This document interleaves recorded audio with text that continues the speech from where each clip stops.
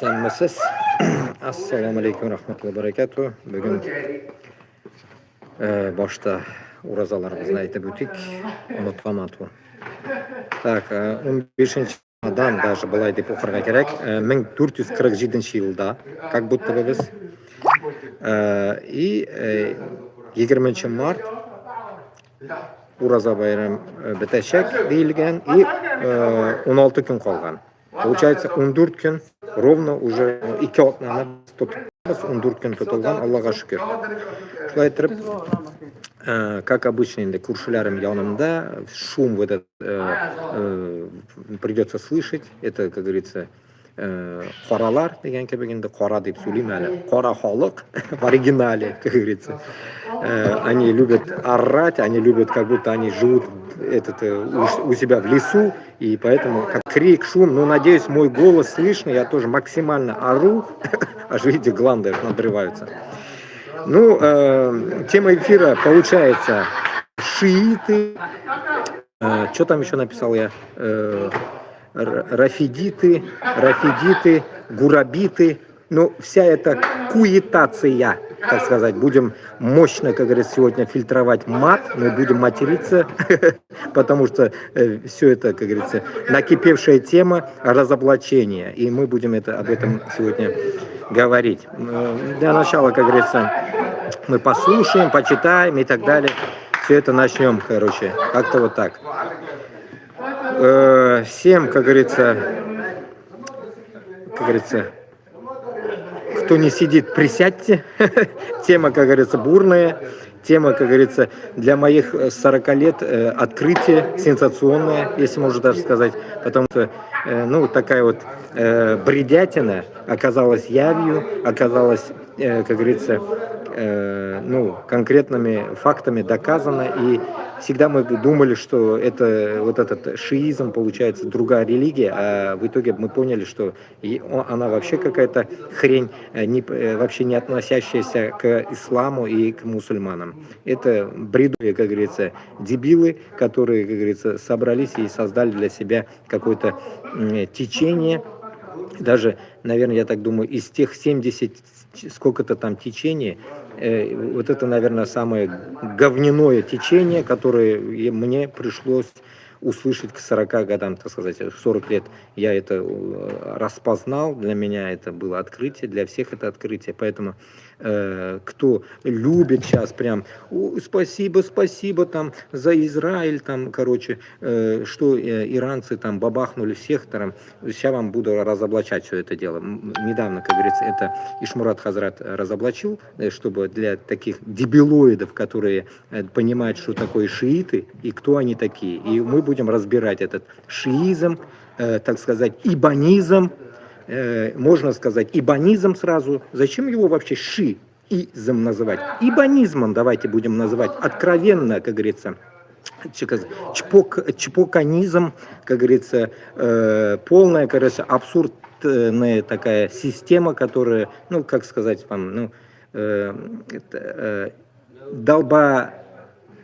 ругаться не будем, низом, как говорится, от всего этого. Весь мат можете использовать, рахатлянып, короче, можете чпокать во все щели, короче, если вы увидите этих гуманоидов, так сказать. Один уже, это такой же гуманоид у меня живет в комнате. Почему меня подселили к нему, я не знаю. Полная бестолочь, полное чмо, которое, как говорится, можно вообще заживо можно его закопать, и как бы жалко не будет. Как-то так, короче, чмо болотное конкретное. Итак, Ишмурат Хазратна, если вы не знали, это наш брат, башкорт, истинный мусульманин. Вот так, покажем, давайте его. 5 человек увидел в Ютубе, 3 человека в ТикТоке пока. Ну, сейчас раскочегарится. Закину сейчас эфир свой в Телеграм, то, что начался.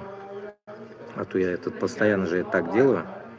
Ну, что я могу сказать, Дуслар, полная такая бредятина, которая, ну, так сказать, происходит у нас в данный момент в мире, то, что там все, особенно я увидел, вчера прям язык чесался, это, думаю, сейчас скажу, 5-10 минут скажу, нет, я решил оставить это на эфир, и поговорить на эфире об этом, потому что все-таки на эфире будет более развернута обстановка, развернута та часть, которую мы должны обсуждать, та часть, которую мы должны как бы, ну, в комментариях обсуждать, вот как-то так.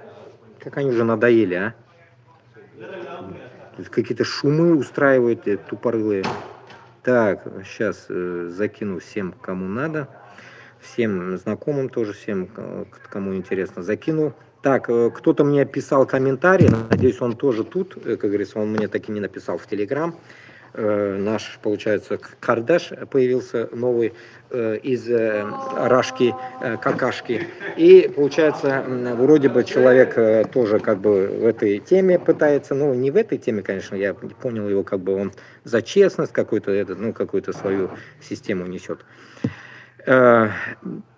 Давайте я прочитаю тезисы, да, некоторые тезисы, которые я услышал от Ишмурат Хазрата. Все-таки Ишмурат, брат наш, мулла десек была инда укымышлы имам десек была, нәрсекей біздің өзіміздің башқұрт.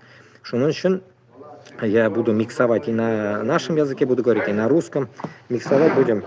Ну, суть какая? Короче, зайти можете конкретно послушать, но я дам сейчас сегодня конкретно это прослушивание, прям принципиально будем слушать, потому что эта тема меня как бы триггерила всю жизнь, я не понимал, кто они такие, всегда нам, оказывается, долбили то, что это другое течение, другая религия, сопоставляли с суннизмом, шиизм сопоставляли. Дайте вообще, так сказать, бляди, которые вообще примкнули, как говорится, вообще к исламу, вообще ни к селу, ни к городу. Так что, как бы, брат все-таки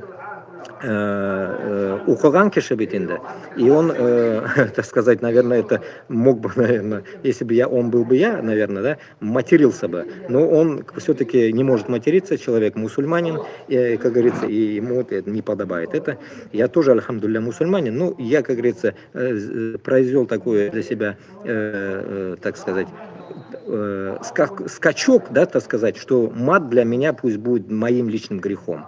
Поэтому, как говорится, будем чпокать всех, как говорится, материть будем русским языком, башкирским, татарским, узбекским. Ну, короче говоря, гондурасы должны, как говорится, услышать. И весь мир должен понять. Особенно башкирно татарлар и те, которые узбеки, которые сейчас, я забыл сказать, начинают какую-то тему, забываю, на другую переключаюсь, это дебилизм. То, что я увидел в одном инстаграме, я не смогу его найти, конечно, не знаю, закинул я его, не закинул, в инстаграме прям пишут, узбеки пишут о том, что вот он же, Хамини, убили Хамини, то, что он же был из Ахли Сунна, или там, чуть ли я не знаю, с какой-то Сунны, там они пишут комментарии. Я говорю, внутри я думаю, дебилизм полный. И потом вот послушав нашего Ильшата, как его, этот, забываю, Ишмурат Хайбуллина послушал и понял, что мое, так сказать, внутренняя вот эта честность, она прям это зов услышал, понимаете, вот как будто бы он прям с моего мысли, моих языка меня снял, понимаете, потому что видя с этого ублюдка, с кем я живу, я никак не мог бы сказать, что они мусульмане. Понимаете, вот никак они не сходятся с исламом, потому что у нас Аллах Та'аля заточил наших сердца, до такой степени засунул его, что мы никак они так да, ра, сы, понимаете? Вот, короче говоря, не такие мы, понимаете? Вот исходя от этого даже вот эти крестоносцы даже лучше, чем вот эти гондурасы. Давайте прочитаю, короче, пару вещей, которые разъяснят вам более конкретно, если вы не слышали. Итак, кто такие гурабиты? Гурабиты, это арабское слово. Почитаем. Гурабиты аль-Гурабия. Это небольшое ответвление внутри шиитского направления ислама. Опять-таки его называют исламом. Почему? Потому что это Википедия, я оттуда вытащил. Они связаны с понятием шииты, последователи, считающие, что после смерти пророка Мухаммада власть должна была перейти к его семье, прежде всего к имаму Али. Ну, потом вы, это послушав видео, вы просто офигеете. Шииты в целом, главное течение шия, ислам, шиитский ислам. Вообще, слово ислам можете забыть с ними вместе. Уже как бы заранее предупреждаю. Как бы шииты, хуиты, можете так назвать их, я не знаю, как говорится, я не знаю, использованные презервативы, можете так тоже называть. Разницы нет, но ну, главное, к исламу их вообще не приближайте. Идем дальше. Они считают законными преемниками пророка Мухаммада, имамом из рода Али ибн Абу Талиба. А что именно верили гурабиты? По историческим источникам они утверждали, что ангел Джибрииль якобы ошибся, передав откровение пророка Мухаммада вместо Али. Понимаете, да? Аллах Таалямның илшісін ошибся deya Muhammad sallallohu alayhi vasallam payg'ambarimizga bergan ekan, kitobni adashib bergan ekan. Gapni qarag'iz endi. Это же у меня аж волосы дыбом стоят, понимаете? Я просто фигею от того, что я услышал вчера, и я как бы сразу это название выписал, так задал вопрос, и мне выписал GPT, наверное, я или Википедия, или короче, откуда-то я вытащил его. Короче говоря, вот вам, понимаете, да? Получается, оказывается, Али должен был получить, оказывается, Куран, а вот не в те руки попали, а? Представляете, да, какой ибанизм, как говорится, в этом шибанизме, как говорится. Это просто дичь, которую я в 40 годам услышал, и для меня это была сенсация. Поэтому еще раз повторяюсь, менің милләтләрем ақылсыз, менің кебек мына ақылсыз, мына менің де ақылым юк. Кешеден бері мына бұл тараптан ақыл келіп шықты менге. Аллаға шүкір. Ақылсызларға я еще раз звоночек долблю прям, кувалдой бью, как Пригожинский кувалдой, чпокаю вам по головам, чтобы вы поняли, узбек, башкир, татар, что вот эти шииты и вся вот эта хуизм, так сказать, можно употреблять уже, блин, я уже ругаться буду. Вот эти Пифагора, короче, вот эти черти, короче говоря, вообще к нам не относятся. После вот этих вообще выкидон от того, что, блин, книга не туда попала, понимаешь ли, а? Ой, одашканлар. Аллах Таалямны одашкан кылыпты. Аллах Таалямга, сен, черт, выходишь против и делаешь одашкан, вообще попутали люди. Вообще чмошники, вообще, я же говорю, тут без мата никак. Вот таких ублюдков земля носит. И потом вы радуетесь, ой, они же помогали против Израиля. Да они оба одинаковые. И не нужно их вот это на весы ставить. Оба чмошники. И эти, и эти. И яхуды, и шииты. Дерьмо одинаковое. Одинаковое дерьмо вообще. Можно просто, блин, проехаться по ним, блин, этим асфальторавнителем, вот это, как это, равняет асфальт, вот это. Все, не нужны они нам вообще, понимаете? И еще вы топите в комментариях, особенно меня взбесило то, что, ладно, там татары, башкиры что-то топят там из-за России, а Өзбекстанга бог бармы? O'zbeklar aqlsiz da. O'shani aytaman, soatsiz, men soatsiz, а вы еще хуже, получается. Понимаете, я просто фигею. Я даже до этого, когда говорил, всегда я их ненавидел. Моя ненависть прям выливается против них. И плюс еще Аллах Таалям мне дал этого ублюдка иранского, блин, мне в комнату. Понимаете, тет-а-тет свел. Вот скоро я ему уже, блин, чпокать буду по ебалу, наверное. Потому что он меня достал уже конкретно. И исходя от этого, тут еще такая тема поднимается. Война в Иране, все плачут, Хамини, блин. У всех такая истерика, прям аж геморрой у них этот распластался из жопы, блин. У всех у вас, которые топят за Иран, блин. Еще раз повторяюсь, o'zingni davlatingni, o'zingni kutingni sibira boshlag'iz boshda. O'zingizni kutingizni sibirgash, потом boshqa davlatlarga будете вякать. Сперва вы разберитесь. Башкортостан, Татарстан, Ичкерия, Дагестан. Вы разберитесь сперва из своего, как говорится, буквы тазалағыз башта. В жопу вытирать научитесь сперва. Против Москвы. Понимаете? А потом уже вякайте в другие страны. Как обычно у нас там в турбинах ищем евреев, теперь ищите шиитов везде. Везде можете находить шиитов и чпокать их. Вот я скоро этого чпокну, наверное, этого ублюдка, если он выеживаться будет. Просто его чпокать здесь, это, как говорится, статья прямолинейная.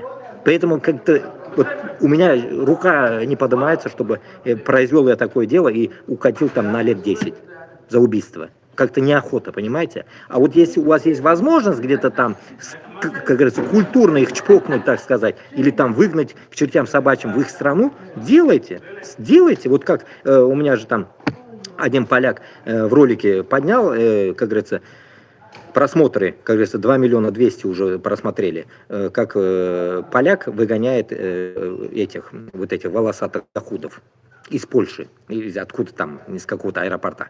Вы действуйте то же самое, так же. Так же. И плюс еще задену еще тут любимчиков Руслана Айсина, этих азерботов. Азерботы из той же говна. Недалеко ушли. Такие же говна меты шиитские. Понимаете, да? Я даже вот здесь всем говорю, что мне шииты на хуй не нужны. На хуй. Мне пофиг вообще. Если даже они до меня будут докапываться, мне вообще до фени. Примерно так. Поэтому, исходя от этого, вы должны уже научиться там своим годам, и мне вот 40 лет, я уже понял это, до этого я понимал, что они какие-то дурасы, что вы должны уже распознавать, кто есть кто. Вот я вам пытаюсь объяснить 3 года, что узкожопые это наши враги, теперь образовались еще парочка. Это вот эти шииты, чпокнутые на голову, и еще яхуды пожизненные, понятно уже. Это мы мусульмане-сунниты. Мы мусульмане-сунниты, и еще раз, я вчера там, как говорят, перекрестился. Альхамдулилля, альхамдулилля. Вот вообще эфир надо было начинать так. Альхамдулилля, что я суннит. Альхамдулилля, я мусульманин. Альхамдулилля, Мухаммад саллаллаху пайгамбар наш пророк. Альхамдулилля. Еще добавлю. Еще добавок. Как можно... Вот представьте, просто человеческий образ, человеческие понятия, человеческое наше воспитание. Узбеков, казахов, татар, башкиртов, Кавказ и так далее. Смотрите, прикол. Они хотят, получается, перепрыгнуть, Мухаммад пайгамбарымызны, перепрыгнуть, получается, старшего и назначить младшего выше него.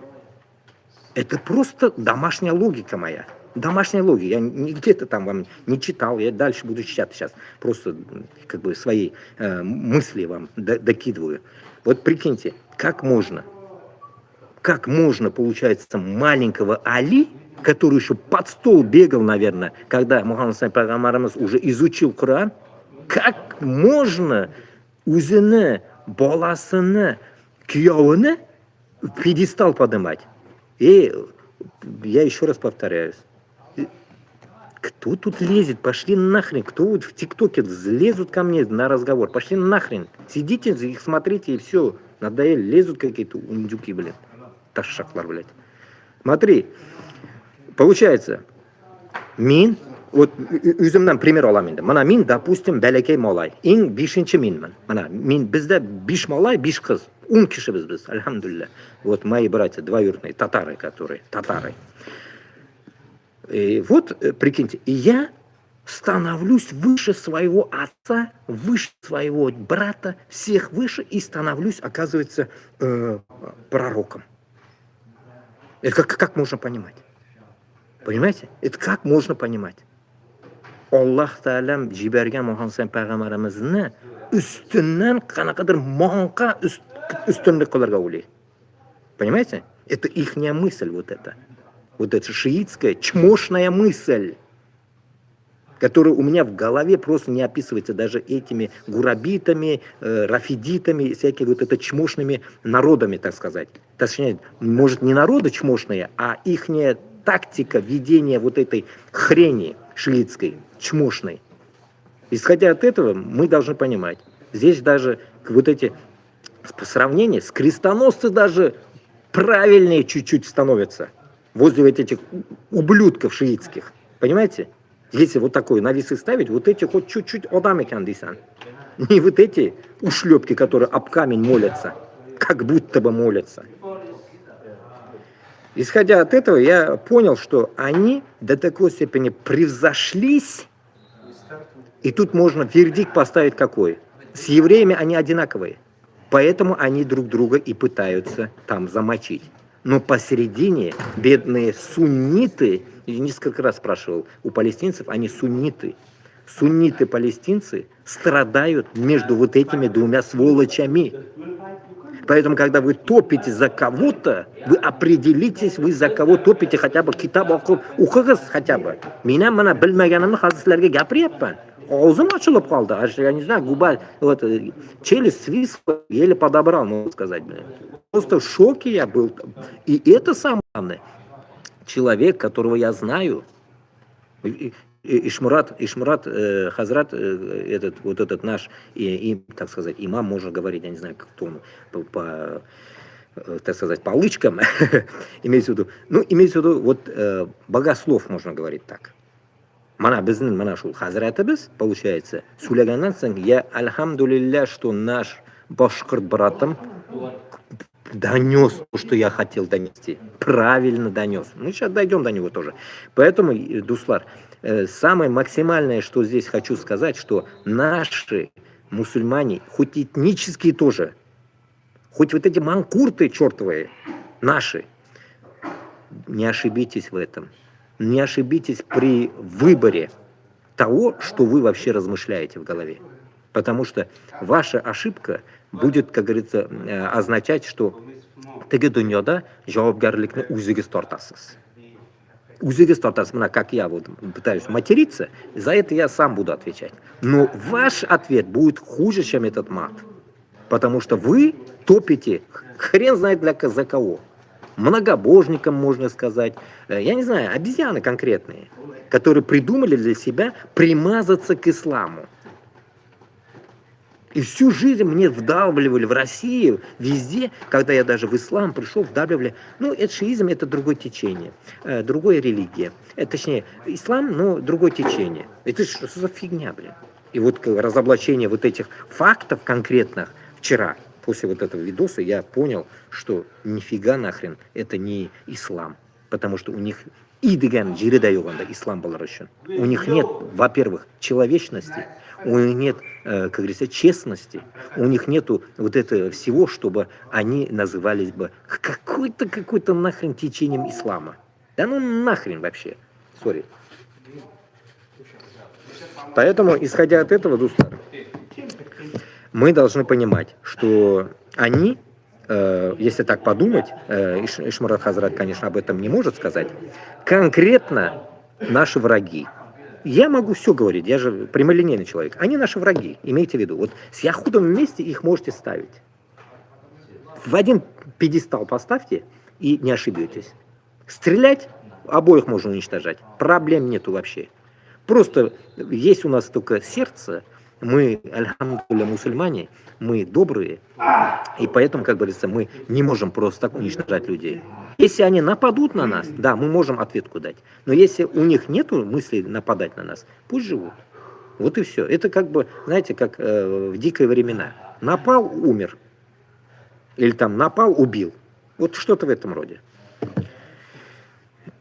Дальше читаем. Как я остановился, да? Они считают законным преемником пророка Мухаммада имамом из рода Али бин Абу Талиба. Удивительно, да? А что именно верили гурабиты? По историческим источникам они утверждали, что ангел Джибриль якобы ошибся, передав откровение пророку Мухаммада вместо Али. То есть, по их мнению, пророчество должно было быть у Али. Это же полный, абсурд. Важно, такие взгляды считаются крайними и еретическими даже среди большинства шиитов. Это было маргинальное течение, которое не получило широкого распространения. Идем дальше. Размышлять вам, как говорится. О, кто-то написал. Ва алейкум ассалам рахматуллахи баракату из Алматы. О, салям, что, давно тебя не было?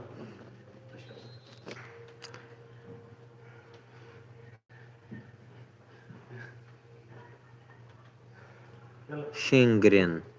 Есть такое куча псевдомусульман в чатах. Так, идем дальше. Рафидиты, кто это? Теперь про рафидитов. Рафидиты, арабская рафида, отвергшие. отвергшие в переводе. Это уже, как говорится, звоночек для нас. Где-нибудь у нас в исламе, альхамдулилля, в суннизме, есть ли какое-то слово, чтобы мы отвергли? Вот просто призадумайтесь, я вам не ученый, вообще я неуч, можно сказать. Думайте, что я неуч. Вот так легче. Есть ли у нас в исламе, где есть слово, используется отвергшие? Вот мне ответьте просто, нигде нету. Нигде. Мы все, наоборот, приняли от Аллаха, потому что прямолинейно от Мухаммада саллаллаху. У нас нет отвержения. Никакого. Я это уже конкретно могу сказать. Отвержения у нас нет. Альхамдулилля. Альхамдулилля, мы мусульмане. Мы мусульмане. И поэтому, когда вот эти ушлепки, так сказать, начинают быковать, оузон тотып, ну, сами знаете, что делаете, короче. Берегись сразу, тышлярын куюгыз. И, как говорится, пусть эти зубы он проглотит, сожрет свои зубы. Язык пусть оставит, потому что ответ нужен от него потом. Это исторический термин, которым противники назвали часть шиитов. Что означает слово с арабского рафида? Отказавшиеся, отвергшие. Понимаете? Понимаете? И самое интересное, что мы ведь, понимаете, не хотим по исламу жить. Понимаете, вот это и есть наша болезнь. Поэтому в Башкортостане, Татарстане обязательно ислам будет на первом месте. На первом месте, и это будет для тех, которые поймут и будут наши этнические башкиры, татары приходить в ислам, иншаллах. Я прошу этого у Аллаха. Вот во время месяца Рамадана делаем дуа все, чтобы мы все манкурты, панкурты, все вот эти, которые тупят в данный момент пока, пусть придут в ислам. Рано или поздно. И чтобы мы уже в дальнейшем жили в полнейшем исламском государстве. В полнейшем. Это не означает, что мы пойдем в пещерный век, попадаем. Как бы сразу не надо, как говорится, в голову приходить. Пещерного века, как в Афганистане, у нас не будет. Даже как в Иране не будет. Как говорится, бить себя не будем плетнями, как говорится. Вот этой садомазохистскими действиями заниматься мы не будем. У нас нету избить себя. Это полный абсурд. Это еще раз говорит о том, что это не ислам. Это не ислам. Аллах Та'аля где говорит, чтобы ты себя истязал? Это же тупизм. Это полнейший абсурдный тупизм идиотов, конкретных вот этих чертовых шиитов, рафидитов и гурабитов. Вот гнид этих. Все говно это все. Шайзе. Одним словом. Идем дальше. Так называли тех, кто отказался признавать законность первых халифов после пророка Мухаммада. Понимаете, это смысл? Отказались. Это же ублюдочные люди, отказались. Им пришла истина, они отказались. Это даже сейчас я даю сравнение вот этих атеистов наших, вот этих чертовых атеистов, которые в Рашке во время коммунизма появились. Даже они лучше, чем эти ублюдки. Это понятно, по своей незнаемости они стали атеистами. Не знают они просто. А эти те, зная, отвергают. Понимаете, какое лицемерие идет? Зная это, отвергли. Ублюдки, понимаете? Bilganingni Alloh taolam nima deyapti? Qabul qil. Mana eshitdingmi? Qabul qil. Значит, тебе предназначено намаз, все, намазga bos. Men mana yoshligimda menga shulay keldi, как говорится, признаюсь. Men bosmadim. И трам-парарам моя жизнь пошла потом по кочкам. Потом я начал образумиться. Аллах ашкар. Пришел, как говорится, рахмат, пришел в себя, так сказать. Поэтому, туганлар, без, всем я еще раз повторяюсь, Ичкерия, Дагестан, все мусульмане Кавказа, еще раз так скажу, Татарстан, Башкортостан, Казахстан, Узбекистан, Таджикистан, Кыргызстан, Туркменистан, Афганистан, Пакистан, Бангладеш, все арабские страны, все африканские мусульмане, всем это касается, что мы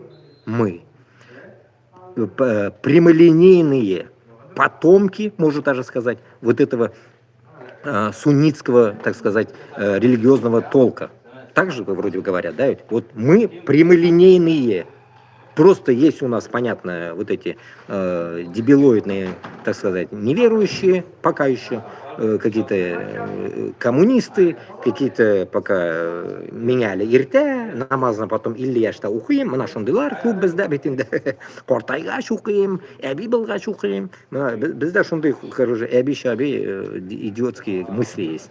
Поэтому мы, альхамдулилля, вот мне 40 лет, я пришел в ислам, кстати, в этом году 10 лет, да, точно получается, их сколько? В 2016 году я пришел в ислам, это 26-й год. Да, вот в мае будет 10 лет, как я, альхамдулилля, в исламе. 10 лет, вот. 10 лет пролетели, как я не знаю, как один день.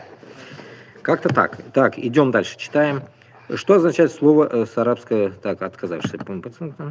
Так, о ком именно речь? Чаще всего слово «рафидиты» применяли к последователям шии ислам. Опять вот этот ислам. Вот этот шия ислам, это уже можно все выкинуть в мусорку. Это слово. Шия, это ислам, это вообще рядом не стояло.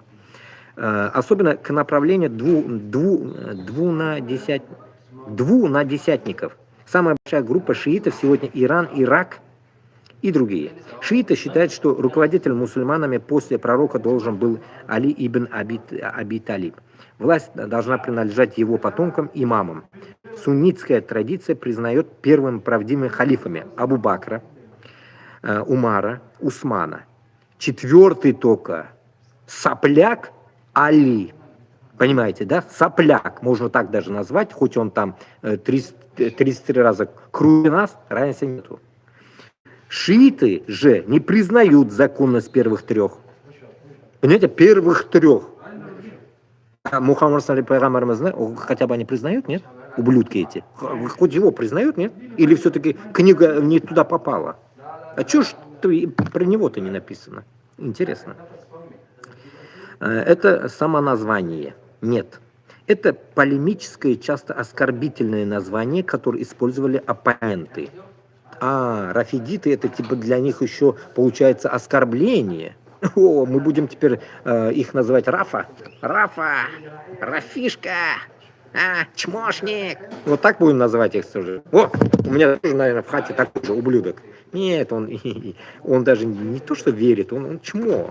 Какой там, у него там нету веры, он чмошник, как говорится, он даже, как говорится, об камень не молится. У меня хоть есть один шиит, короче, который молится, хоть об камень молился, базара, или там без камня молился, он молится, шиит нормальный, как говорится, из Пакистана и Афганистана. Нормальный чувак. Так. Сами шииты себя так не называют. Сейчас так говорят. Вопрос задается. В наше время слово рафидиты иногда используется в религиозных спорах. Часто звучит как оскорбление, официально не является названием какой-то отдельной религии. Вот как-то так. Это расчленил вам те пару слов, которые Ишмурат Хазрат нам сказал.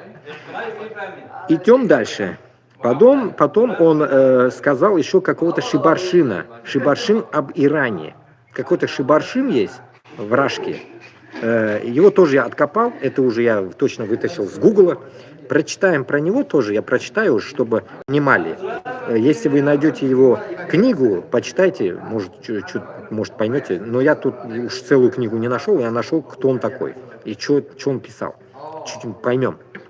Итак, Леонид Шибаршин, возглавляющий советскую внешнюю разведку, ПГУ, УКГБ и работающий в Иране, рассматривал страну как регион высокой стратегической важности, характеризующий сложной внутренней борьбой, исламским радикализмом и сильным антиамериканским настроем после революции 1979 года. Он фиксировал деятельность различных групп, включая маджахедов. Литрес, что такое, я не знаю. Основные аспекты взглядов и записи Шибаршина об Иране. Исламская революция. Шибаршин описывал период после 1979 года, отмечая активную деятельность различных политических сил, включая маджахедов ОМИН в условиях формирования новой власти. Отношения с США отражал глубокую враждебность между Тегераном и Вашингтоном, уходящую корнями в госпереворот 1953 года и усугублению кризисом и заложниками. Ирано-Иракская война в контексте разведдеятельности учитывала территориальные споры и борьбу за влияние в Персидском заливе. Литрес 3. Шибаршин как профессионал делал упор на прагматический анализ, учитывая как религиозный фактор, так и национальный интерес Ирана в регионе. Суть такая, кратко о нем скажу, как я вчера услышал. Он, короче говоря, вот этот ушлепок, получается, Шибаршин, он как бы КГБшник, черт, да ведь, он делал разведку для, получается, СССР, ну, для узкожопых, для наших московитов, чтобы как же там удержать свою, как сказать, плацдарм, что и как можно будет, как говорится, руководить там тоже, сунуть свою, как говорится, грязную кровавую руку туда тоже, и чтобы там тоже чуть-чуть копошиться, так сказать, как свиньи в говне, получается. И вот для этого он, получается, это все там изучал для ну, так сказать, разведывал для узкожопых, чтобы они там могли какое-то там себе сделать гнездо, чтобы оттуда тоже как-то действовать на мировой, так, мир против Америки или против хрен знает кого они все это делали. Ну, короче говоря, суть такая. Вы найдете книгу, почитайте про этого Шибаршина, что он хотел от этого, как говорится, суть там вы поймете. Ну, краткая суть такая, что он все делал для узкожопых, и еще раз, дружба с ними, получается, этими шуманоидами, как говорится, это прямая линейная, как говорится, вражда против нас, мусульман, внутри России. Исходя от этого, они нас, получается, внутри России сделали просто, так сказать, знаете, как, ну, типа картинка. Мы как картинка в музее, как говорится, Третьяковской галереи. Мы картинка, которая просто, да, вот там где-то есть башкортлар, ну, непонятно, кто они вообще. Они на все согласны. Татары тоже такие же. И вот чеченцы чуть-чуть вякали, ну, тоже сейчас успокоились с Кадыровым. И Дагестан узкожопого посадили во главе, как говорится, Дагестана, потому что не нашелся дагестанец тот самый честный, который бы служил бы, наверное, в Москве. И вот и все. А Кадыров, как говорится, прислуга Москвы. И он нашел. Хабиров тоже такой же, и Миниханов. Все. Вот в Дагестане что-то не нашелся. Дагестанец, который бы плясал бы перед Москвой. Так что вы все картинки. Точнее, мы все картины. Картина Репина, так сказать, да, можно сказать. Так, мы картины, которыми в любое время могут вот так перевешать сюда, короче. Вот и все. Мы запылились там, и потом вытаскивают нас и отправляют на войну любую. Понимаете? Вытаскивают и отправляют. Вот, и мы дохнем. Как-то так. Итак, сейчас перейдем, теперь послушаем конкретно его эфир. Вроде немного должно быть. Сейчас послушаем, посмотрим. 25 минут. Ну, мы, короче, постараемся. Теперь будем чисто слушать его. Это мой канал, и здесь я выкладываю видео на актуальные темы, касающиеся Башкортостана. Ты нас ждешь, брат?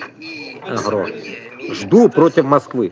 Недавно мы выложили одно видео с Русланом Габбасовым на его канале. Руслан Габбасов — это известный человек в башкортостанском сообществе.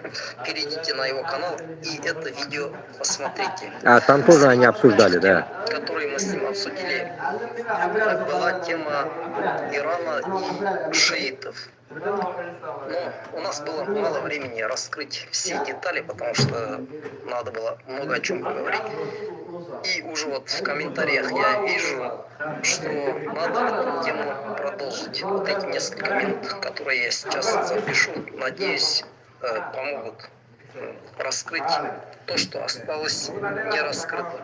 Ну, видно уже по комментариям, что люди в этой теме не очень разбираются. Некоторые даже вот просто увидели название видео, кого поддерживать, да, вот в этом иранском, ирано-американском конфликте. Уже даже не посмотрев видео, люди пишут: конечно, Иран, это же наши братья-мусульмане. Хотя мы на этом видео как раз про это и говорим. Некоторые уже и ругать меня начали, что я ни в чем не разбираюсь, там, докажи, где ты читал, где ты увидел. Поэтому я решил сейчас некоторые тезисы еще раз повторить и напомнить. тем, кто, возможно, забыл, что такое Иран, шииты и шиизм. Тут остановлю. Вот он тоже сказал, что его даже ругают в комментариях. Я вам еще раз говорю, этому человеку, если я не буду верить, как говорится, если я не буду верить, вы могли бы там сказать, там что-то не так. Вот я же вам всегда, я вам говорю, что я и за вот меня против будет выходить, я буду об этом говорить. И не против буду говорить. Короче говоря, поймите одну вещь. Я все буду выкладывать как есть. Поэтому, исходя от этого, мы понимаем его честность. И человеком я обычно, как говорится, знаком, общался. Человек, так сказать, в своей теме, именно в религии ислама, продвинутый. Он знает язык, он знает арабский, он все знает. Учился где-то, не знаю, где-то там в Саудии, ну где-то там, где учится, там учился он. Короче говоря, он башкирт, чистый башкирт. И поэтому, как бы, человек проверенный, так сказать. И поэтому каждое его слово хак. Так что имейте в виду. А предположение ваши в комментариях, вот это и есть уже ваше, получается, лицемерие. Почему? Потому что вы сами непонятно кто. Поэтому вы и пишете ему какие-то гадости. Там некоторые люди ругают меня. Во. Я сказал, что Иран это носитель абсолютно другой религии. Во. И неуместно говорить, что там наши братья-мусульмане воюют с американцами. Конечно, многим это не понравилось. Как ты людей называешь не мусульманами? Очень такой запутанный клубок. Я боюсь, что даже вот сейчас я все не раскрою, но все равно что-то станет понятно. Видите, человек культурный не может он оскорблять. А я могу, я не культурный. Люди путаются из-за того, что открывая любую энциклопедию, какой-то труд, какую-то статью, написанную востоковедами, они на первой же странице видят вот такое предложение. Ислам делится на две ветки, на суннизм и шиизм. Я же уже вот много лет пытаюсь объяснить, но, наверное, когда вы видите слово ветка, вы представляете вот такое дерево, да, ствол и такие красивые ветки направо, налево. Ну, нам же такие объясняли в этом СССР, что есть шииты, есть сунниты. Мы же такие дурацкие книги читаем. Аллегорию. Представьте айсберг. От айсберга откололась огромная глыба. Поэтому я айзеров тоже ненавижу. Вот. Если айзера не сунниты, это все что писец. шиизм это отдельная большая глыба, которая откололась и уплыла. Не ветка. Ну ладно, оставим эти аллегории. Надо просто назвать вещи своими именами. Что шиизм на сегодняшний день это отдельная религия, отдельные вероубеждения, отдельная акида. А многие этого не понимают. Их вводит в заблуждение, возможно, тот факт, что они видят картину. Восточные люди носят чалму, носят бороду. Многие из них говорят на арабском, не только на фарси, да, на арабском. Часто они цитируют Коран. И именно исторически делают отсылки на одни и те же события из общей исламской и восточной истории.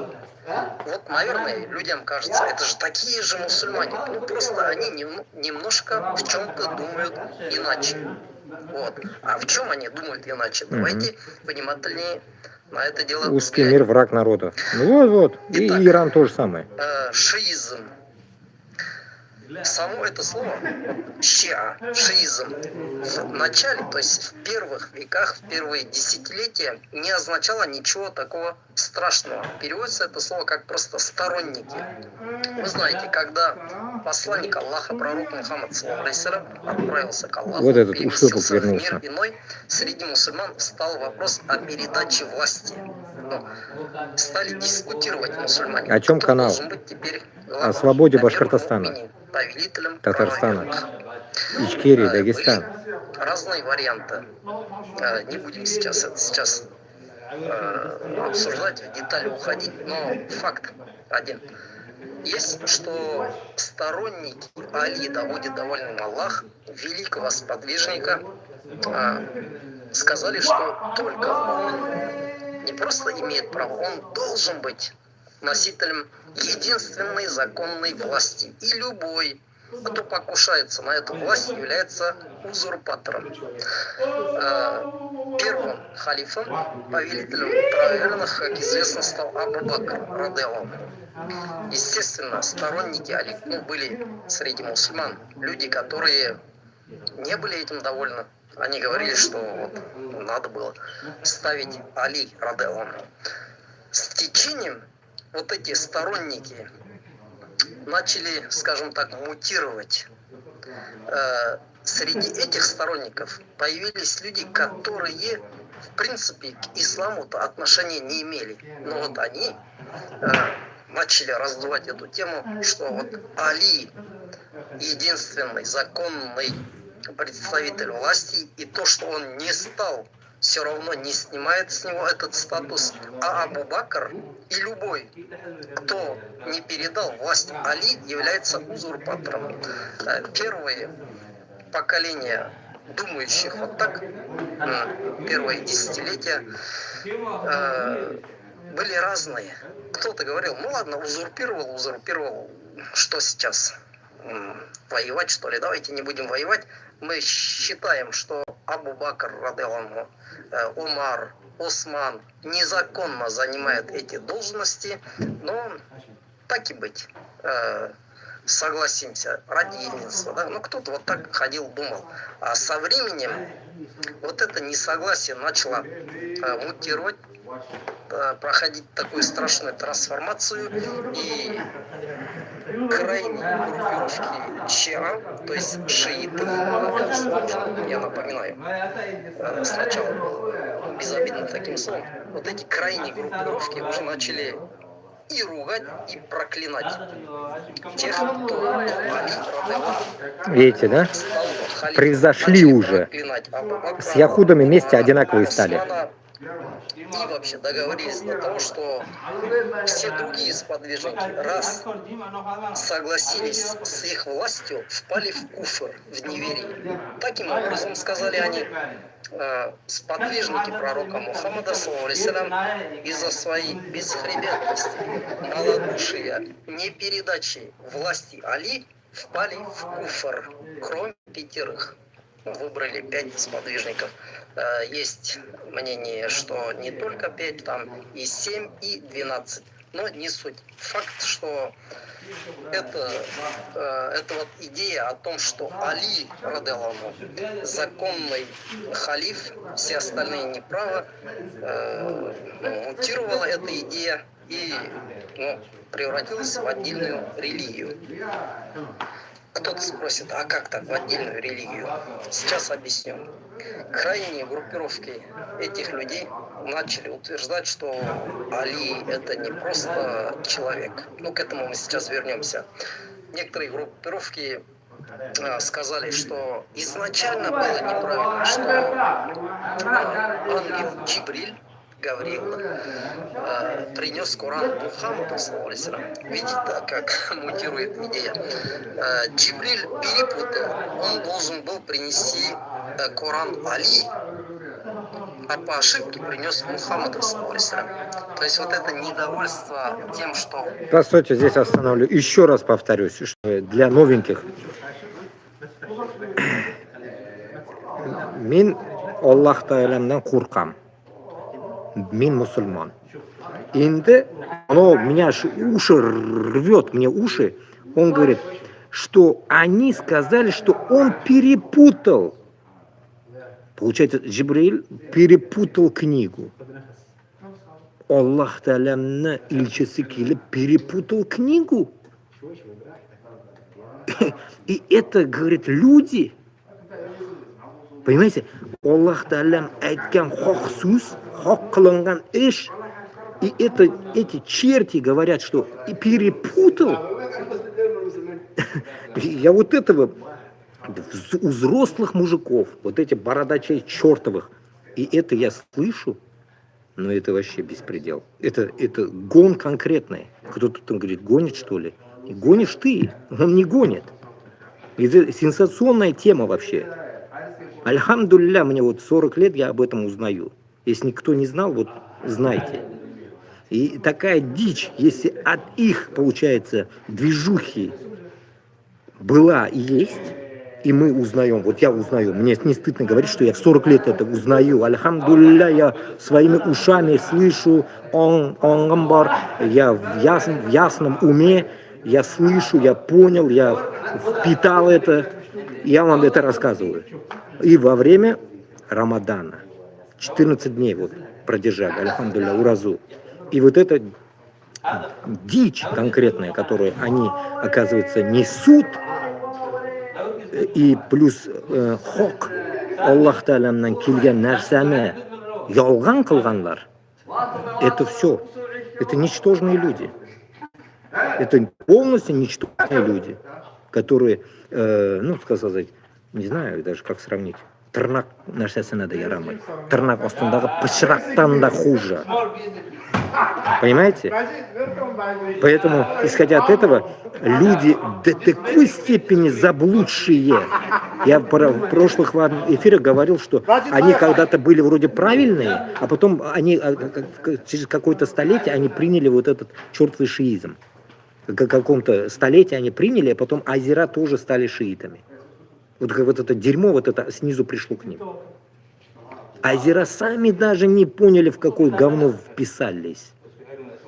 Если азера, как вы любите говорить, тюрки, ну тогда азерам еще раз предъявляю. Азера, как я крестоносцам нашим предъявляю, татарам, которые Иван Грозный крестанул керящинлерге Татарстанда.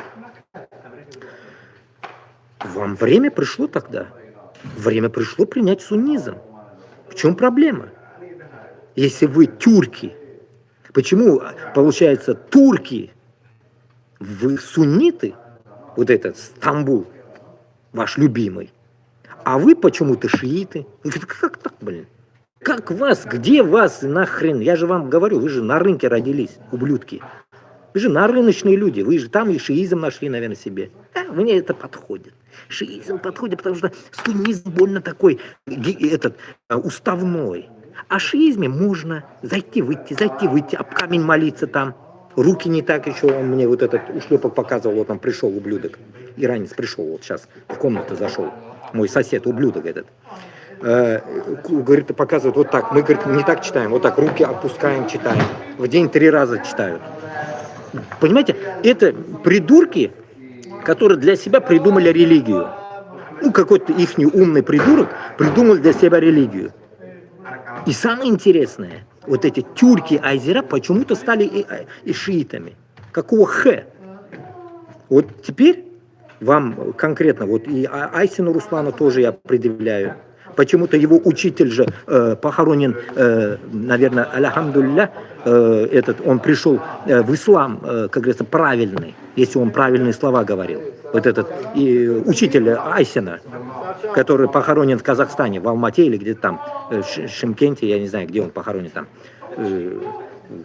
Там. Он, наверное, пришел в правильный ислам. Вот этот Айзер, бородатый такой, круглый, лысый. Как его зовут, я постоянно забываю его. Короче говоря, он пришел в правильный ислам, потому что правильные вещи говорил. А вот народ его, народ он не смог привести.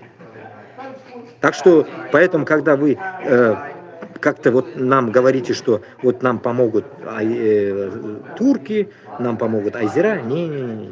Рахмат, бізге ол ярдам керек ме, олардың ярдамы керек ме бізге? Хут Сибирге де керек ме, олардың ярдамы бізге? Бізде, Аллаға шүкір, Қазақстан суннитлар бар. Қазақстанда, Өзбекстанда, Кыргызстанда, Туркменистанда, Афганистанда, пусть микс с шиитами. Сунниты тоже там есть. Альхамдулилля, у нас хватает суннитов, которыми мы, как говорится, можем, как говорится, просить помощь. Нам не нужна помощь айзеров. Нахрен не нужна. Которые сказали, что мы не поедем в Палестину помогать. Конечно, не поедешь. Ты же ублюдок. Ублюдок этот шиитский. Понимаешь? Конечно, не поедешь помогать. Идем слушать дальше. Власть перешла не к Али, теперь уже превратилась в ненависть не просто к сподвижникам, а уже в самые основы ушло. И кто-то, видите, уже и до пророка добрался. Это течение называется гурабия. О чем рассказываешь, говорит? То есть от арабского слова гураб, О. ворон. Утверждение, что пророк саллаллаху и Али радиаллаху были настолько похожи друг на друга, как два ворона, что ангел Джибриль просто перепутал. И вместо того, чтобы принести к Али Дичь какую-то, да? Они придумали. Вот видите, группировок шиитов стало очень много. Некоторые исследователи насчитывают 70. Я при всем уважении не смогу столько найти. Есть, конечно, разные списки даются более глубокие исследователи. Те группировки, которые Блин, слышно, нет, не есть, знаю. Считают, пересчитывают и насчитывают около 70. Некоторые из них, конечно, перестали существовать, как, например, карамиты, которые когда-то украли черный камень из Кааба и много лет не отдавали его. Понимаете? Кто такие сегодняшние шииты? Прошу прощения. Сегодняшние шииты – это рафидиты. Это группировка, которая разозлилась на другую группировку, называемую заидитами, и сказала: вещь вы не гуглите, просто чтобы потом не говорить правда, неправда. Абу Бакром, вы должны вообще, значит, проклинать его. То есть такое расхождение. То есть рафидиты — это отвергнувшие или отказавшиеся. То есть они именно отказались от убеждений заидитов. Заидиты более умеренные были, а рафидиты захотели стать более такими крайними. Проклинать Абу Бакра, проклинать Омара, Османа, поэтому от этого слова равафи, то есть отвергнувшие заидитов. Вот эта группировка на сегодняшний день правит в Иране. Имеет ли она отношение к исламу? В первых поколениях великих ученых рафидитов мусульманами не считали. И на эту тему цитат можно найти достаточно. Даже есть исследователи, которые от уважаемых нами ученых Абу Ханифа, Малика, Шафии, Ахмада ибн Хамбала приводят слова, в которых вот явно видно, что первое поколение суннитов, рафидитов считали вышедшими из ислама. Кто-то скажет, возмутиться, вот как вы в комментариях возмущаетесь, как ты смеешь наших братьев-мусульман так ругать, надо их поддерживать, они против там сионистов воюют и так далее. Ну, давайте немножко взглянем. Остановлю, добавлю свое. Вот с вчерашнего дня, то, что я это услышал, для меня это был конкретно уже ответочка от тех всех моих мышлений, моего, так сказать, зова сердца, можно добавить даже так, что вот это все, вот это, то, что я думал о них, и я не мог понимать, меня бүтін ответ мына шунда келіп шықты. Почему қылынған ішлер кешеше болмай? Почему у них все не так, как у нормальных мусульман? Вот ответ вышел. Поэтому они сами, получается, сами не знают, кто они. Понимаете, они сами не знают, кто. Когда мы родились, альхамдулилля, мы родились, как говорится, в исламе. Они уже, когда родились, уже в ошибочной, так сказать, сектантской какой-то религии родились. Придумали кто-то их отцы, создатели, отцы-создатели, да, как говорится, придумали вот эту дичь, ихнюю религию и дали для народа. Теперь мы можем сопоставить это с яхудами. Яхуды тоже, как говорится, что-то там придумали, язык свой вытащили, там 2000 какой-то летний язык свой вытащили и говорят на своем каком-то гнилом языке, и что-то вот они сами для себя что-то придумали. Особенно вот эти сионисты. Вот это то же самое можно сопоставлять, что это два говна вместе прям литое, блин, как два брата-акробата. Но только вот национальности у них другие, Но это не меняет ничего, блин. Потому что, если мы уж будем сравнивать, допустим, коровники, допустим, индусы, да, это тоже какая-то часть разделения Бангладеш в исламе, и Пакистан, что-то перемешанное, вот это то же самое, урду, все говорят на урду, вот это то же самое. Просто одни, получается, приняли ислам, а одни другие в коровах остались, так сказать, пьют мочу коровы, так сказать, любят корову. Бог ихний, корова. А те пришли к истине. И тут то же самое. Это просто другие, короче, национальности пришли, получается, к шиизму, а те, сионисты, короче, образовали свою какую-то дичь тоже. Но тут ведь еще одна тема, чтобы я не был лицемером. Все-таки им приходила Тора. Понимаете, вот в чем прикол. Здесь, как говорится, если иудаизм, если мы будем рассматривать религию, то у них есть Тора. Понимаете, Тора, как бы на исламе говорится, Тора на исламе, чуть забыл. Тора по исламу, нет, как-то по-другому называлось. Ну, ладно, вы поняли, да, которая... Таурат, или что-то такое, Таурат вроде. Короче, вот эта Тора, у них все-таки как религия пришла. Она вот пришла, мы не можем это искажать. А вот шиизм пришел, нет? Шиизм где-нибудь пришел, вы видели где-нибудь исламский шиизм? Вы где-нибудь пришла она, нет? Что-то я не видел, чтобы она пришла откуда-то. Есть у них посланник, кто-нибудь был? Что-то я не вижу этого посланника. Нигде не слышал. 2000 лет, допустим, если календарь у нас 2026 год, вот 21 век, и вы видели где-нибудь ихнего пророка? Я не видел. Почему-то они примазались к Али. Али-то при чем тут? Али вообще-то, он не шия, он суннит. Понимаете смысл какой? Получается, они взяли Али, сделали шиитом. Как вот они... Таурат пишет один человек. Таурат, да? О, благодарю. Таурат, да. Таурат, значит, примерно. Написали там. А ты где сидишь? У тебя в Ютубе. Я не вижу. Таурат писал кто-то, вот. А, да? А может, ты удалил? И вот, примерно вы поняли. Получается, вот этого, получается, суннитского Али сделали под себя. Полный дебилизм. Получается, как раз-таки вот эти факты и получаются, что у них через какой... Раньше они были суннитами, нормальными мусульманами, а потом через какой-то время кто-то им притащил этот шиизм и сделали из них шиитов. И азиру, самое главное, в это дело сунули. Понимаете, вот этих тюрков, азиров сунули в это дело. Это... Иран наш врач пишет казахам.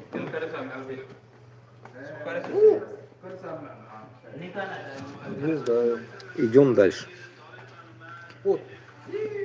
30 человек в ТикТоке, 11 в Ютубе. Дальше слушаем. Да, будем читать. Да, это наш брат казах, который. И что говорят? Сейчас. В городе Кашан в Иране есть гробница, где якобы похоронен Абу Лю'лю Фируз, убийца Омара. Вот этот человек, Фируз, он вообще и не был мусульманином, да? Был Ишмурат Хазрат. Поклонник, убивший праведного халифа Омара, Башкирт. стал почитаемым героем среди персов. И вот эта гробница, в гугле, пожалуйста, зайдите, набейте Абу Лю'лю Кашан, найдете гробницу, она построена, она почитается. Убил кого-то. Своей ненависти, нелюбви к сподвижникам. И особенно к Омару они вот дошли до того, что сделали героем убийцу Омара.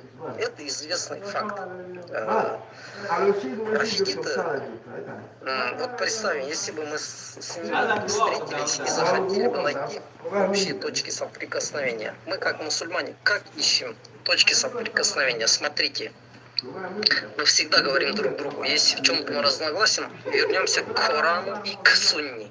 Мухаммад, Дагестан, отзовись. Про Коран, ну, я уже сказал, как некоторые группировки считают, что он по ошибке был передан пророку, саллаллаху алейхи вассалям, вместо Али. Еще раз повторяется он. Рафидиты же говорят, что он не полный. как вы хотите с шиитами вернуться к Корану, к основе, если они говорят, это не полные откровения. Вот эти сподвижники нехорошие, они полностью до нас не донесли. Кто-то что-то скрыл, кто-то что-то утерял и так далее. Вот, Коран. Мы также говорим, мусульмане, вернемся к Корану и к Сунне. Вот Сунны еще интереснее, потому что Сунну, понятно, собирали сподвижники, радаллаху, ученики пророка, саллаллаху алейхи. И у мусульман есть признанные энциклопедии, то есть сборники хадисов Бухари, Муслим, Абу Дауд, Ат-Тирмизи, Ан-Насаи. Никакие сборники ваши, наши, суннитские, они не признают. У них есть свои. Они, вот говорят, есть у нас Аль-Куляни, еще там 3-5 книг, то есть у них свои предания. А вы когда-нибудь пробовали эти предания читать? Что там написано? Я, например, много лет назад... Остановим, сейчас продолжим. Как речь толкну. Короче, смотрите, вот как раз-таки вот то, что я перед этим говорил, что где у них вот эта фигня? Где у них вообще люди, которые были пророками или что-то в этом роде? Где ихний пророк, именно который притащил этот шиизм? Где он? И тут как раз таки он и рассказывает, где, получается, хадисы ихние, кто им что-то принес, где у них, получается, так сказать, родословное, да, так сказать, жидебун, хисапналык, допустим, где ихние родословные, откуда они вообще выродились, так сказать, выродки эти? Ниоткуда. Мазанники, примазанники, они примазались, получается, к нашему суннизму, образовали какую-то дичевую свою говно, блядь, говно шиизм, и этим еще кичатся. Еще раз повторюсь, меня взбесило узбеки, которые сидят, хвалят Иран за то, что они бомбанули по каким-то местам, по Израилю. Я тоже... Я просто херею над вами. Я хвастаю, я тоже был там, благодарю, что так сделали. Не-не-не. Единственное, короче, я тебе отвечаю, там, выебут весь Израиль, я в рот ебал. Давай я тут наоборот про другое говорю, ты другое говоришь, понимаешь? В каком смысле?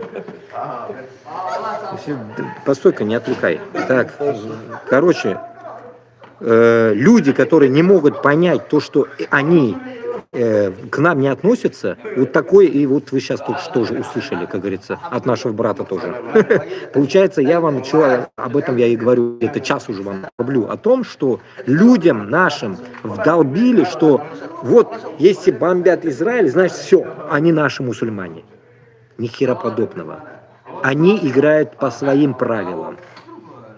Там сунниты вообще не при делах. Ну, сейчас мы дослушаем, вы поймете. Ишмарат Хазрат все сказал. И у нас как бы нас они за людей не считают. Вот нас, суннитов, они за людей не считают. Я же говорю, я вспоминаю вот этого ублюдка своего, соседа. Когда я пришел, я читал намаз, он пришел, он говорит, он читает намаз, он начал всем по телефону, блядь, на WhatsApp с кем общался, говорить обо мне, блядь. Афишировать меня, блядь. Вот он читает намаз, блядь. Ублюдок. Для него это сенсация, блядь. Потому что он не знает, что это такое, блядь. В его стране не знает, что это такое, нахуй. Гнидос этот, блядь. Афишировал меня, нахуй, на публику, блядь, своим друзьям. То, что я читаю намаз, блядь. Это же уже, блядь, звоночек. Видите, как вышла тема? Не получилось бы этот ебаный удар, блядь, Трампа, я бы тему, наверное, не сказал бы. Понимаете, вот все складывается, блядь. Складывается тому, все пазлы складываются, блядь, тому, что этот пидорас, уж руганулся я вам, что черт этот, получается, делает как бы сенсацию, то, что я читаю намаз. Это даже, я не знаю, если сопоставлять русского мента, который тебя ловит, когда ты читаешь намаз в Москве, даже он, получается, как-то вообще не при делах, то, что он здесь афиширует мой, получается, намаз. Потому что то, получается, просто, как говорится, пришел, чтобы я не читал, без задних мыслей. А этот прям конкретно конкретно указывает тебе на место, что ты читаешь намаз. А мы, получается, засранцы, блядь, я им кликуху дал сегодня. Засранцы, не читаем намаз, потому что мы чмошники. Это я сейчас нарочно говорю, чтобы он слышал. Ублюдок мой. Идем дальше. Ну, тоже копал, читал. Шииты для того, чтобы обосновать законность единственного правителя Али, как они Я считают. шиит казах. Астафируллах. Иди покайся, Дездемона. Вот пишет шиит в ТикТоке. Я шиит казах. Ну, сыгалепкот нахуй. Я уже, блядь, без мата не могу, блядь. Шиит он, блядь. Такое предание я лично читал. В один день упала звезда. И якобы пророк, саллаллаху алейхи вассалям, сказал: пойдите и отыщите, куда она упала. И в чей двор она упала, тот и будет после меня властителем, ну, правителем. Опять не были что придумали. И нашли эту звезду во дворе Али. О, видите, как придумывают. Я, читал, ну, вот этот хадис по современным научным понятиям. Это шиитский хадис. Звезда какая-то упала и во двор Али упала. Ох, а мне тоже во двор что-то упало. Бомба на Украине. Что-то во двор падает бомбой. Может, я тоже становлюсь сразу пророком? Звезды куда-то во двор, в огород. Пошли, нашли. Ну, это такое событие, которое, если бы минимально имело отношение шиизм к возьмет вверх. Ну, ее хоть кто-то знал. Возьмет в рот точно он, блин, но не вверх. Вот у шиитов она выше рта не возьмет. Того, чтобы обосновать законность Али и незаконность других людей. Я сейчас вот в таком состоянии, знаете, вот для этого даже чпокнуть хочу. Вот я на эфир даже это говорю. У меня такой степени бесит. Сейчас люди подумают буквально в смысле, скажи, что отпиздить хочешь. Да нет, пусть думают как хотят. Прямолинейный. Я же прямолинейный человек. Я тем более не специалист. Если что, не выйду на эфир, значит меня посадили. Защита от того, что выдумано, вот как бы выдуманные нападки, на которые я должен отвечать. Я же не знаю, что они навыдумывали, да?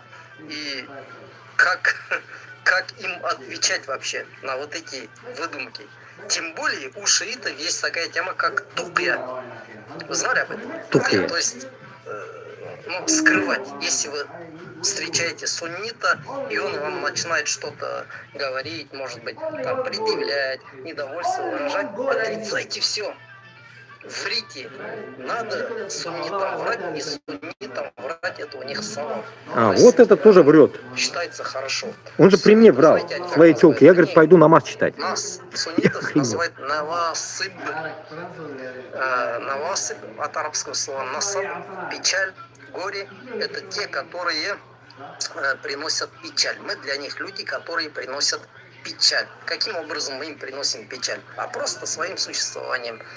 Тем, что мы по-другому верим, что мы уважаем Абу Бакра, уважаем Омара, уважаем Османа и всех сподвижников. Конечно, это их злит.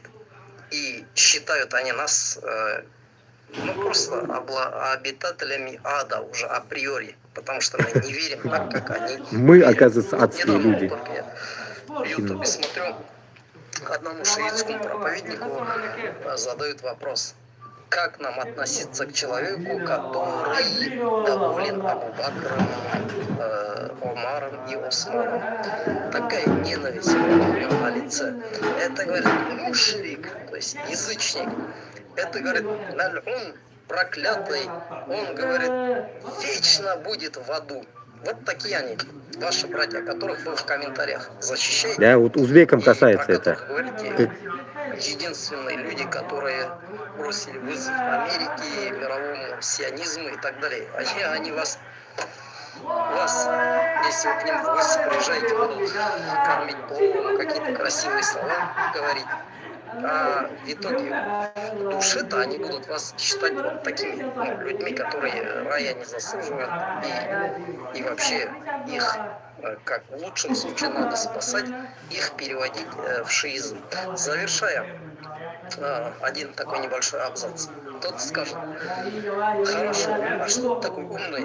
Вот почему ты эти вещи говоришь, а что-то мы ничего подобного раньше не слышали. Вот я Есть тоже не другие слышал, люди, понимаете? у которых тоже знания есть, но что-то они такого не говорят. Я же вам вот это говорю. Объясняю, почему они не говорят. Дело в том, что у России с шиитами и с шиизмом всегда были хорошие связи. Когда этого Башара Асада скинули, куда он побежал, в данный момент, где он находится, и за счет чего он держался, на какие средства, деньги, поддержку он строил вот эти многоэтажные тюрьмы, которые уходят вниз на много этажей. Вот. Кого там содержали? Башар Асад. Шиитов. Таких же вот наивных людей, которые, наверное, сидели когда-то. Нет, они-то не защищали, они, в отличие от вас, знали. Но они были с вами одинаковой акиды. То есть они верили не так, как верит Башар. Его папа, который тут вообще ни во что не верил, да? Хафиз Асад. То есть это одна из тех 70 группировок шиитов, алявиты называется, которые мучили, истязали мусульман так, что никакие там концлагеря, никакие гулаги даже, наверное, во сне такого Алавиты. Я в Норвегии видел одного алавита. Черт был тот еще. Намаз не читает вообще. Про них, понятно, не будут говорить. Есть там видео муфти Сирии, которого в итоге поймали, посадили, судят, не интересовался, что какой приговор ему вынесли. Хвалил, да, Путин, он красавчик, вот он тот, который, благодаря которому Сирия держится. Путин — это человек, которого мусульмане должны любить. А у России уже много десятилетий была такая политика, что шииты — это братья России. Хотя странно, что сама Россия от Ирана тоже в свое время натерпелась. Тоже посмотрите историю посла Грибоедова, они убили. Да? Есть тоже такая интересная книга «Шибаршин. Рука Москвы». Можете погуглить. Он в какое-то время был работником посольства в Иране. Много интересного написал про них, про шиитов. Короче говоря, это некоторые только данные о шиитах, о шиизме, кто такой Шум такой. Хамини. Но я не смогу сегодня детально рассказать. Но что есть их учение, я думаю, вы немножко поняли. Они никогда и не заявляли, что мы и вы — это одна религия. То, что находятся они в середине исламского мира, да, Иран же не может как будто бы взять, отплыть.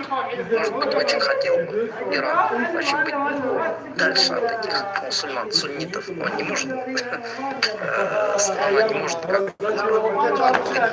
Факт, что это абсолютно отделившийся кусок, создавший свою религию, верящий по-своему, любящий исламскую историю именно так, как им это нравится, проклинающий тех, кого любите, наоборот, любящий тех, кого вы любить не можете. Того же Абу Люблю, например, убийцу Умара, да, они его любят. Вы, может быть, и не слышали про это. Короче говоря, будьте осторожны перед тем, как писать комментарии, просто немножечко погуглите. Ну, не носите в себе вот эти примитивные убеждения, которые в школе вам дали, Вот, наверное. примитивным убеждением мы жили. С этой стороны шииты, с этой стороны сунниты, но, альхамдулилля, мы братья. Тем более шииты помогают России, так же, как Россия проклинает Трампа, Америку. Ну, наши манкурты вот такие же. Не всегда те люди, которые кажутся вам друзьями, оказываются друзьями. И не всегда те люди, которые кажутся вам врагами, оказываются врагами. Но, надеюсь, немножко потому что осталось за кадром. Ассаламу алейкум. Все вот, прослушали. Надеюсь, вам дошло Зрителей сегодня конкретно о том, Всем кто, что, как. Меня зовут Хайбулин Мы сейчас Ишмат. пойдем дальше, само собой. Сейчас мы, как говорится, завершим этот эпизод, так сказать, наш сегодняшний. Это заняло меня час 20 получилось. Вот теперь вы увидели, услышали, не знаю вам по сколько лет, мне вот 40 лет, я об этом узнал вчера, и для меня было это сенсацией, и это нормально, исходя от того, что мы не занимаемся религией, мы не знаем, понимаете, что это такое, понимаете, как прикол есть же, мы не знаем, что это такое, и с чем его едят, да, поэтому, чтобы мы знали это, хотя бы, альхамдулилля, вот такие люди, пусть нас просвещает в этом. И я очень рад, что это наш біздің туған башқұрт абзый, получается, Ишмурат Хазрат, Хазрат деп айтамын енді, Хазрат түгілдір енді, но Хазрат, біз үшін Хазрат болсын, шул Ишмурат, получается, біздің туғаныбыз Башқұртстаннан, Башқұртстан мен Татарстанны азатлығы үшін тоже күрәшә ул. Если что, подписывайтесь на его канал тоже. Ишмурат Хайбуллин деген каналы бар аны. Язылыгыз анарга да исламга якын, динге якынлашам десәгез, вопросы задавайте ему, он вам все ответит. У него есть телеграм-группа тоже там, много подписчиков, все башкорты подписчики почти там, татарлар да бардыр шулай. Весь Башкортостан подписан на него. Вот, исламны біледі, сука бекешкен кеше. Шунарға после всего вот то, что он сказал, и надеюсь, у людей не остались каких-то задних мыслей, и не верить этому.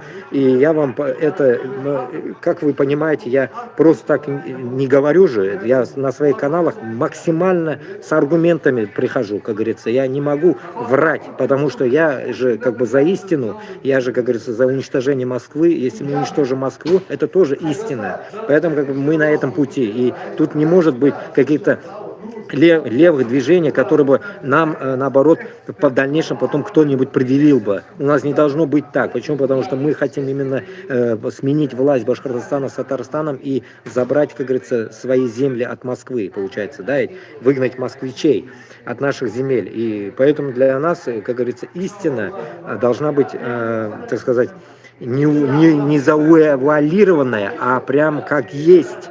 На блюдечке деген кебек бүтін нәрсе шып-шын болырға тиіш, бүтін нәрсе хақ болырға тиіш. И мына бұл хақлыққа да біз инерге тиішбіз. Алланың жолында біз болсақ, Аллах Тағаламға тәубә қылған болсақ, Аллах Тағаламны яратсақ, уразаларымызға, как говорится, тұтып Аллахқа буйсынсақ, біз мына бұл нәрсені хақ деп исәпкіні алырға тиішбіз. Это наше личное, наше, как говорится, даже задевающее до глубины души. Я считаю, что вот такие люди, которые пытаются загнобить, получается, нашего, получается, Мухаммада Пайгамбарымызна пророка, и тем самым, так сказать, навязать, получается, свою какую-то дичевую ситуацию. Если вы видели, как его еще был разговор с Габбасовым, как раз он там вроде говорил, что люди, даже, говорит, какие-то группы в Башкортостане, там, может, и в Татарстане, как бы пошли, говорит, в шиизм. Их, говорит, приглашают в шиизм какие-то времена, и им давали машины, дарили. Кто придет в шиизм, им дарили машины какие-то там во время коммунизма или когда там. Вот такой даже дебилизм в Башкортостане был, оказывается. Есть такие люди, оказывается, в Башкортостане, которые приняли шиизм.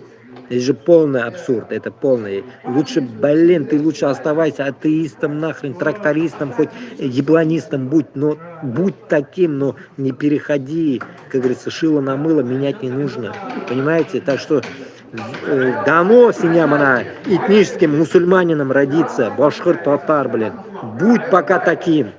В дальнейшем придешь, иншаллах, в суннизм, и с тобой будет нормально. А не вот это, блин, чтобы тебя там где-нибудь триггернуло, там тебя, я не знаю, шандарахнуло чего-то, и ты становишься каким-то уебком шиитом. Поэтому, туғанларым, бізге самое главное здесь оларға нәрсе оларға. Илім.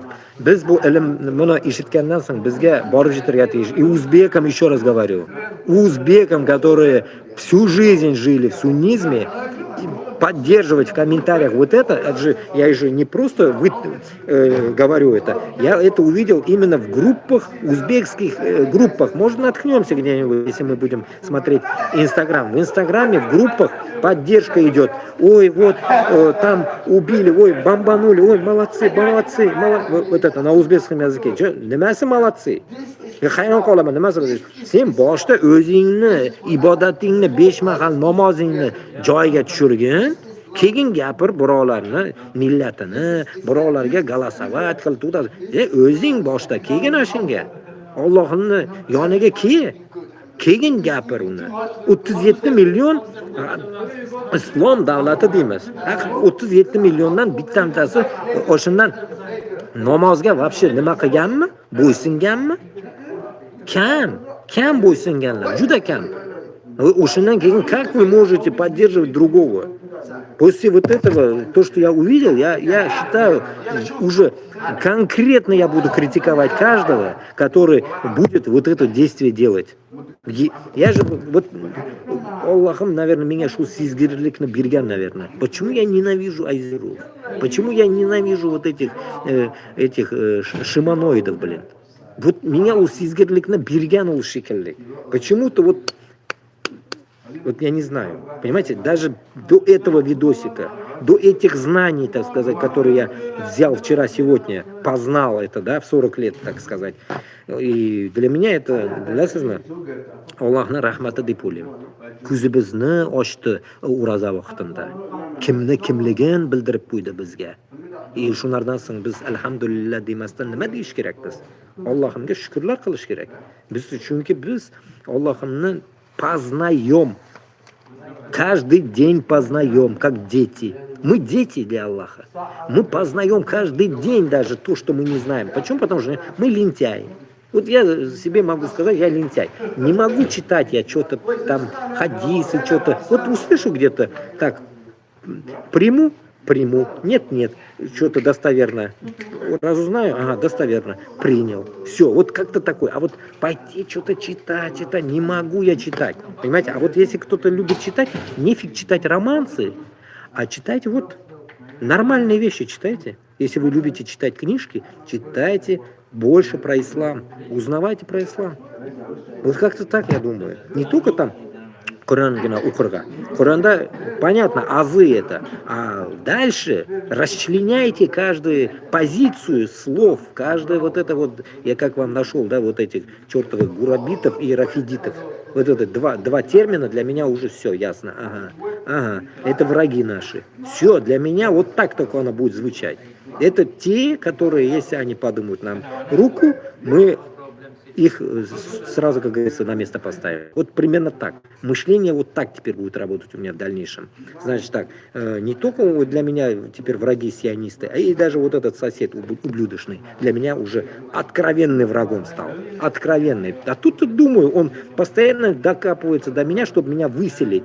Он пытается выселить с комнаты меня. Теперь я понимаю, почему он доеживается до меня. Теперь я понимаю, все факты пришли к этому. Потому что я на истинном пути, а он гнойный червь, блядь, грязный, который создал, как говорится, там ташаговскую комнату до меня. Так, ну, если кто не смотрел, война в Иране, кого поддерживать? Ну, вот как они провели этот эфир. Тут тоже лайк, подписка, подписывайтесь, а то там постоянно только вижу казахов. А где другие, которые поддерживать должны? Башкортлар, татарлар. Почему-то я только наблюдаю везде казахларны. Башкаларга кызык түгел мекен, а? Булар монушыларны эшләре кызык түгел мекен? Башкорт белән татарның азатлыгы безгә генә кызыкмыни? Сезгә кызык түгелмени, а? Башкорт татарга кызык түгелмени ул? Вы шунарга аптырыйм, блядь. Как можно вот это вот игнорировать, когда вам приходит конкретное действие? Действуйте, Аллах Та'аля айтяпты бізге. Действовать нужно, а не спать.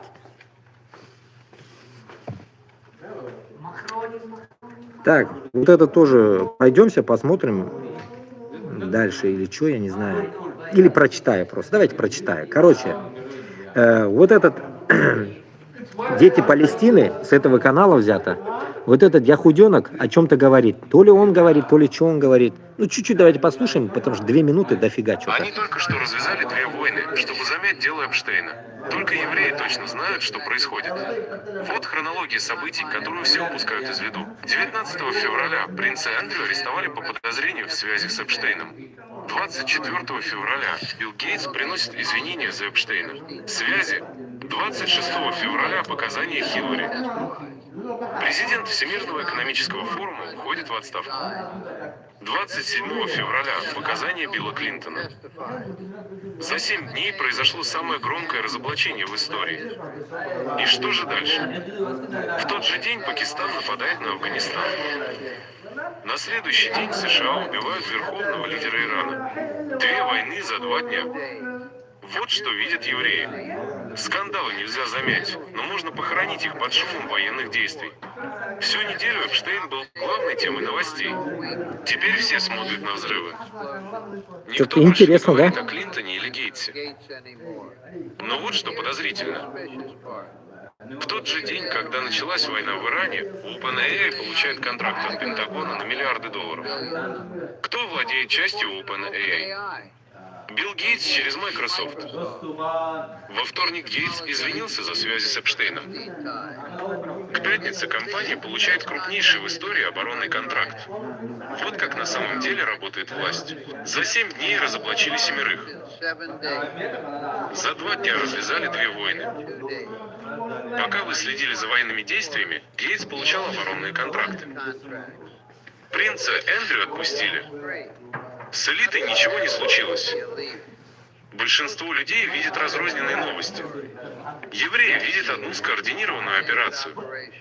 Они контролируют СМИ. Они контролируют внешнюю политику. Они решают, кого разоблачить, а кого защитить. Как остановить этих могущественных людей? Никак. Они слишком сильны. Но вы можете заметить закономерность и действовать соответственно. Не надейтесь, что скандалы их погубят. Всегда следите за тем, как они используют хаос, чтобы стать еще сильнее. Если хотите узнать больше о тайнах еврейского богатства и недвижимости, напишите комментарий о деньгах. Поняли, да? Это еврей сам, дед еврей говорит. Просто писец. Ну тут вкратце об этом, наверное, тоже прочитаем. Они начали 2 войны, чтобы похоронить файлы Эпштейна.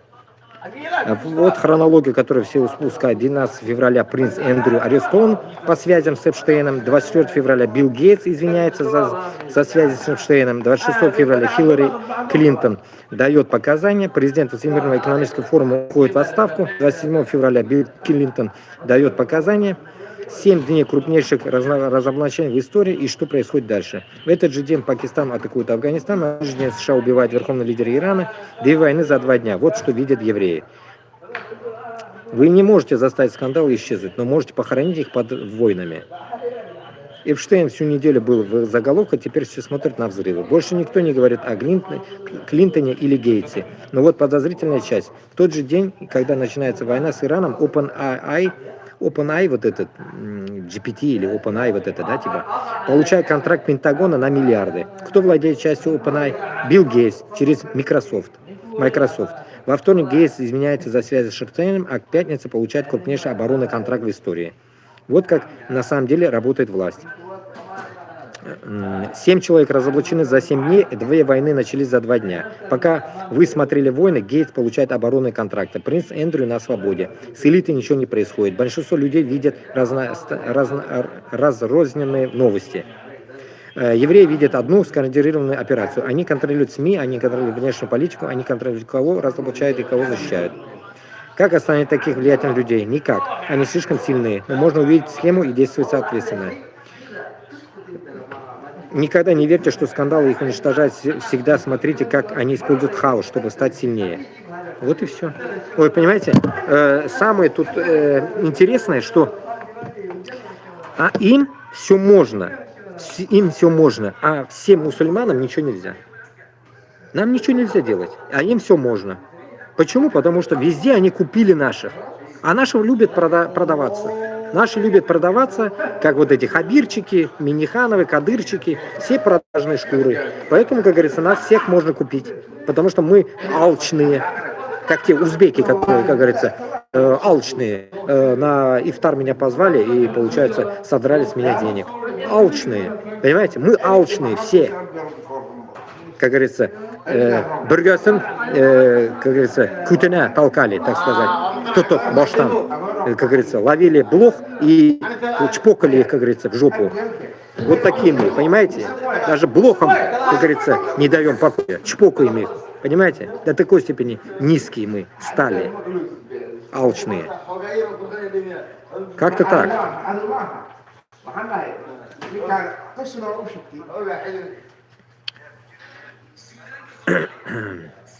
Все, пока. Сейчас я вот этот перезагружу. Час 35, сейчас я зайду, выйду по кусочкам.